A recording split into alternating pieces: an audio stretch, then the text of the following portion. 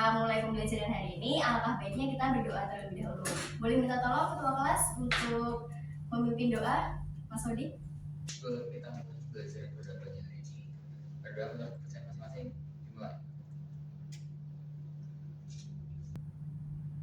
Amin. Oke, Ibu absen terlebih dahulu ya. Apakah ada yang tidak masuk hari ini? Ada. Siapa? Bintang. Mas Binter. Kenapa? Kurang tahu. Nanti minta tolong suruh dia untuk menghubungi Ibu ya. Oke. Nah, sebelum masuk materi, Ibu ada gambar nih, 2 gambar. Coba diperhatikan. Menurut kalian, gambar mana yang menunjukkan seseorang sedang bertelepon, tetapi orang yang diajak bicara itu tidak memahami apa informasi yang disampaikan atau mengalami susah paham atau apa ya, kurang paham dengan apa yang disampaikan. Menurut kalian gambar yang mana? Yang kiri ya. Nah, kalian pernah nggak mengalami kejadian hal tersebut? Sering. Itu kira-kira gara-gara apa ya? Kurang fokus. Kurang fokus. Ada lagi? Distraksi di sekitar kita. Ya, distraksi sekitar. Lalu? Ya, benar, kendala sinyal. Nah, hal-hal tersebut itu berkaitan dengan materi kita hari ini, yaitu dasar-dasar komunikasi kantor. Nah, tujuannya kenapa sih kalian harus mempelajari materi ini? Agar kalian itu dapat memahami atau bisa melakukan mencari solusinya untuk kendala-kendala hal tersebut di waktu kerja. Oke. Selanjutnya, pengertian komunikasi yaitu adalah proses berbagi gagasan atau informasi antara individu atau kelompok dalam suatu organisasi. Itu baik secara verbal maupun non-verbal. Di sini udah ada yang paham belum tentang verbal dan non-verbal?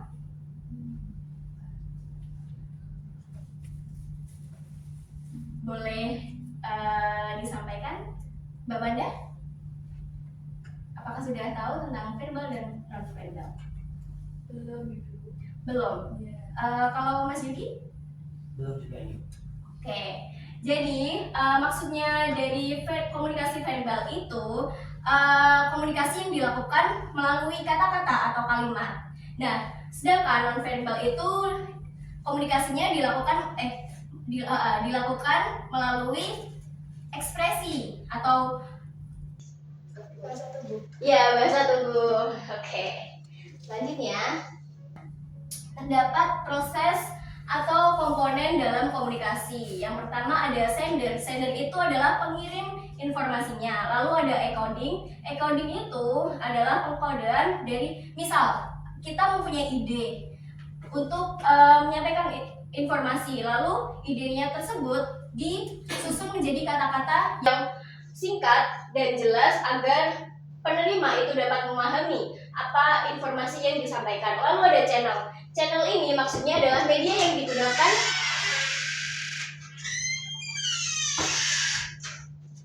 Mohon maaf Ibu, saya terlambat. Kenapa? Karena tadi Bentar, jangan duduk dulu. Kenapa terlambat?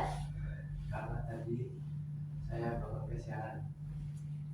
Apakah Mas Fatur diperbolehkan untuk duduk, teman-teman? Tidak. Baiknya diam aja. Yani.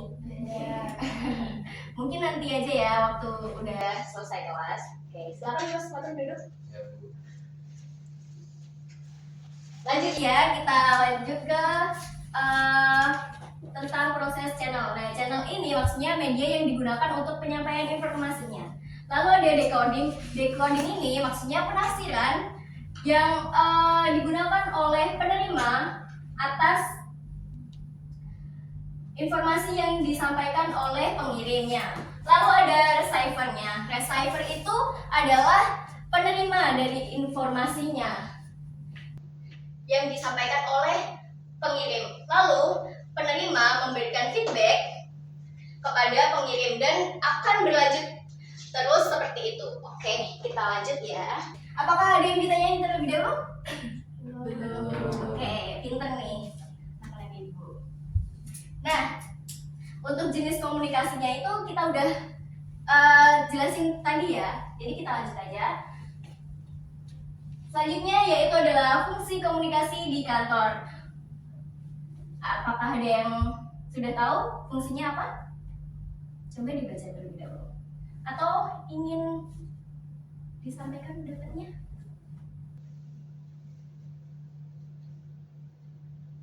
Sudah paham atau belum? Oke, Ibu jelasin ya. Nah, fungsi yang pertama itu untuk menyampaikan informasi. Lalu yang kedua itu komunikasi itu digunakan untuk mengatur di dalam organisasi tersebut.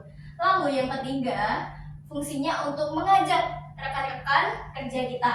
Yang keempat itu integratif, itu menyatukan semua elemen-elemen yang ada di kantor atau bagian-bagian yang ada di kantor. Oke, kita lanjut ya. Nah, untuk hambatan-hambatan komunikasi itu ada 4. Ibu kasih waktu 2 menit deh untuk kalian menjelaskan. Masa ibu terus yang menjelaskan? Kalau nggak ada yang mau, nanti ibu tunjuk ya.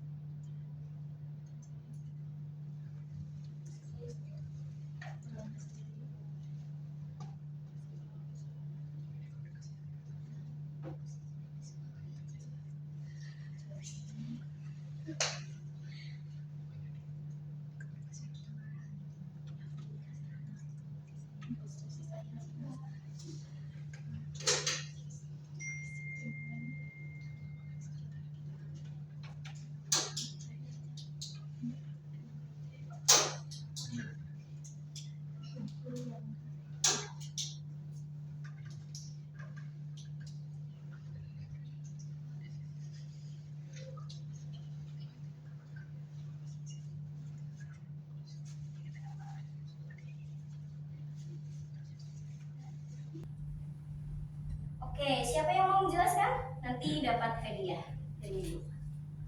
Nah, boleh Mas Adi. Saya ingin menjelaskan satu poin aja ya, Bu.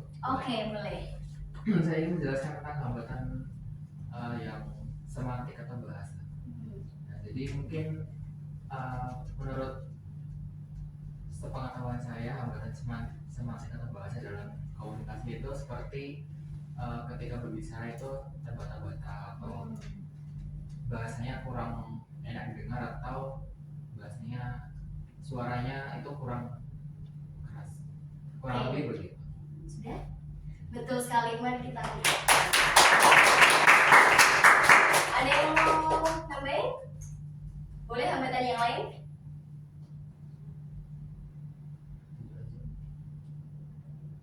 Ayo siapa? Apa mau ibu tunjuk? Boleh Mbak Wanda? Saya mau menjelaskan terkait hambatan teknis. Seperti yang sudah dijelaskan sebelumnya bahwa hambatan teknis itu merupakan hambatan yang terjadi akibat dari sirkulasi sinyal. Jadi kadang tuh di kita baik, tapi ternyata di penerima itu terdengar kurang jelas seperti itu. Betul sekali. Beri tepuk tangan oleh Mbak Wanda. Yang dua lagi siapa?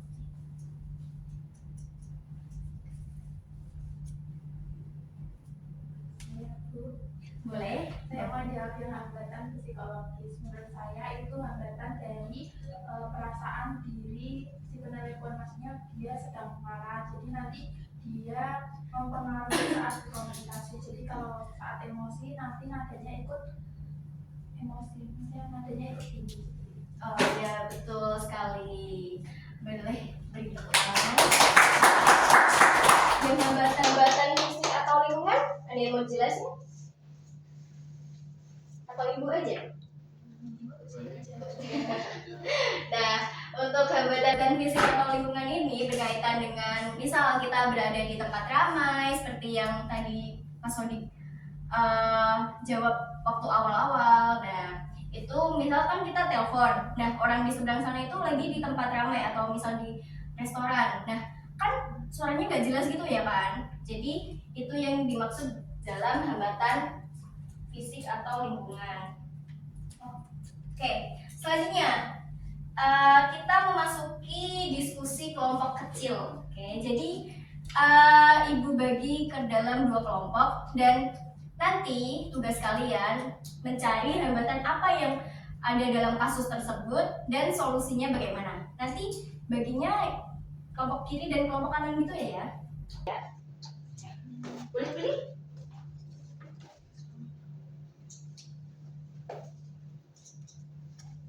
Ibu beri waktu 5 menit cukup kayaknya. Atau 3 menit ya? Jangan dong.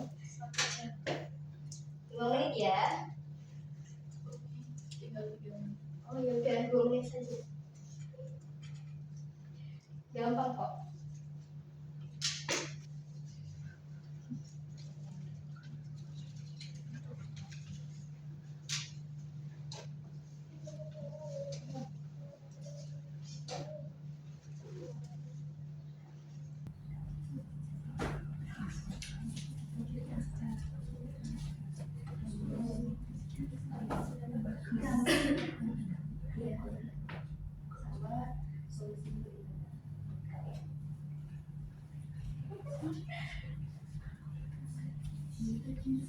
Iya, teknisnya.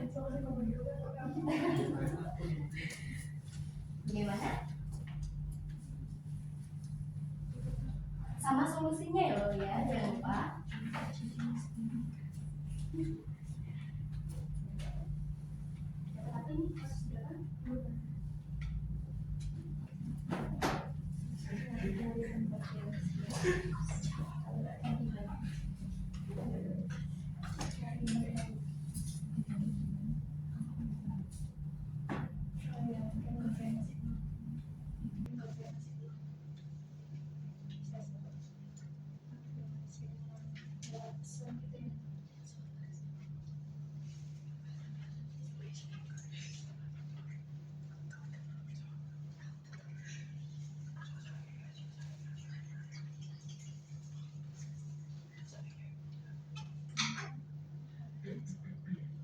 Apakah sudah?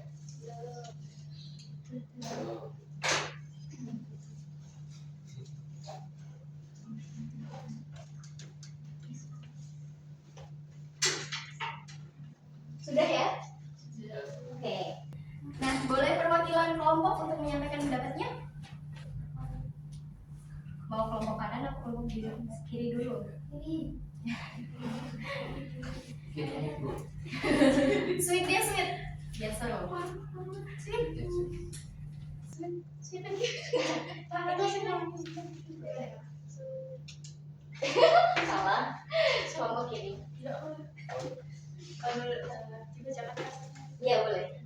Kasus 2 ini, manajer mengirim email instruksi lembur ke semua staf, namun staf tidak membuka email karena sibuk bekerja. Menurut saya itu termasuk hambatan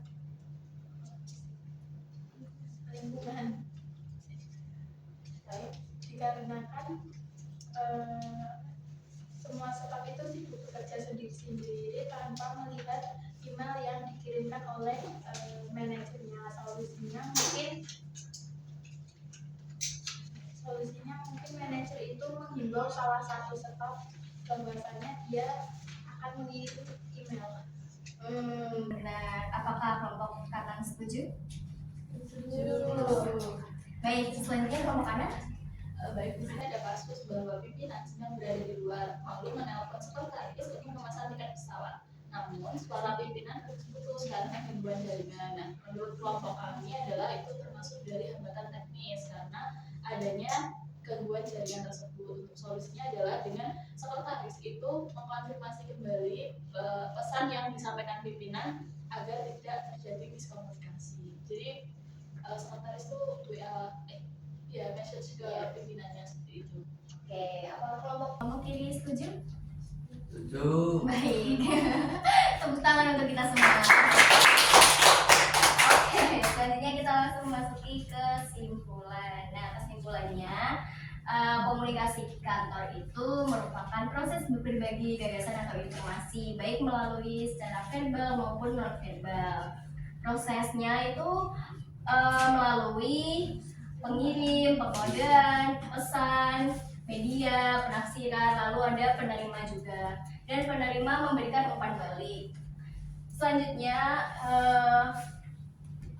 di dalam komunikasi juga itu akan terdapat gangguan berbagai macam hambatan yang bersifat teknis, tematik, psikologis, lalu ada faktor lingkungan. Nah, sebelum menutup pembelajaran hari ini, Ibu akan memberikan tugas untuk kalian semua, tugas rumah, yaitu kalian mencari materi lanjutan mengenai dasar-dasar komunikasi kantor dan dibuat mind mapping melalui aplikasi Canva dan akan dikumpulkan di minggu berikutnya. Dan minggu berikutnya kita akan membahas mengenai materi apa ya materinya? Aku lupa.